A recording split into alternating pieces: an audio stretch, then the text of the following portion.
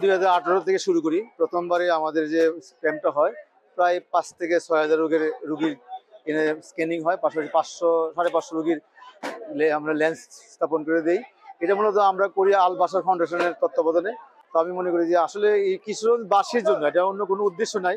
আমার একমাত্র উদ্দেশ্য হলো যে যারা এই অসহায় মানুষ, গ্রামের যারা মহিলা, তাদের ডাক্তারের কাছে যাওয়ার যে যোগ্যতা নাই, কোনোভাবেই নাই, আমি তাদেরকে একটু সহযোগিতা করার জন্য শুধু এই চেষ্টাটা, আর কোনো উদ্দেশ্য নেই। আমাদের একটা উদ্দেশ্য যেন তারা চোখের চিকিৎসা পায়।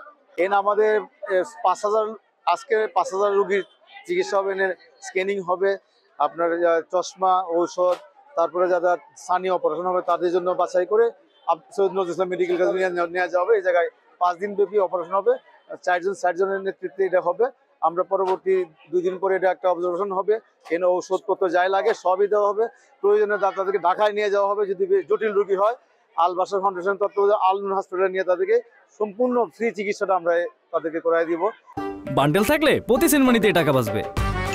বিকাশ সেনমানি বান্ডেল কিনে জিতুন প্রতি লেনদেনে। আমরা এর আগের বার পেয়েছিলাম ছোট ছোট 2টা বাচ্চা, যাদের চোখে যে খেলতে যে কাটা বেঁধে গেছিল, ওই বাচ্চাদের অনেক সিভিয়ার ছিল, ওদেরকে আমরা ঢাকা নিয়ে ট্রিটমেন্ট করেছি। পুরাটাই ফুল ফ্রি। এটা আমরা শুধু মানে সাপোর্ট দিয়ে ওদেরকে আনা, আমাদের এলাকার মানুষকে ভালোবাসি, ওরা যাতে সুযোগটা পায়, বিনা খরচে করতে পারে সেটার ব্যবস্থা করে দেই। এটা পুরাটাই খরচ বহন করে আল বাশার ফাউন্ডেশন আল নূরের মাধ্যমে। আমরা মেনলি সানি গুলো যত ডিজিজ আছে আমরা সব দেখবো না, বাট সানি স্পেশালাইজ। সানি কোনোটা হইলে আমরা সব সার্জারি পাঠাই দেয়। আর সানির ছাড়া আমরা কোনো ডিজিজ থাকলে, ন্যাট্রোনালি বা যত সমস্যা থাকলে আমরা এগুলো ঔষধ দিয়ে চেষ্টা করি ম্যানেজ করার জন্য। বা ocular service disease, dry eye, যত স্মল প্রবলেম আমরা ম্যানেজ করি মেডিকেশন। আর কাছে দেখতে কোনো অসুবিধা হয়, লাইক নর্মালি আমাদের 40-এর উপরে কাছে দেখা একটু অসুবিধা শুরু হয়, এটা আমরা নর্মালি +1, +2, +1.5, 2.5, 2.75, 3 এগুলো আমরা চশমা দিয়ে দেয়। আমরা নর্মালি হসপিটাল প্ল্যান একটু ডিফারেন্ট। আমরা আগে জায়গা আসি, চেক করি, 3, 4, 5, 6টা ক্যাম্প করি।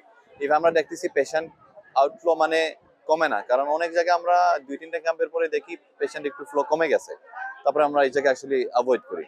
সো আমাদের এটা মাত্র সেকেন্ড ক্যাম্প, হতে পারে 1-2 ক্যাম্পের পরে আমরা দেখি মানে আউটফ্লো সেম আছে, তাহলে অবশ্যই ইনশাআল্লাহ করে দিব।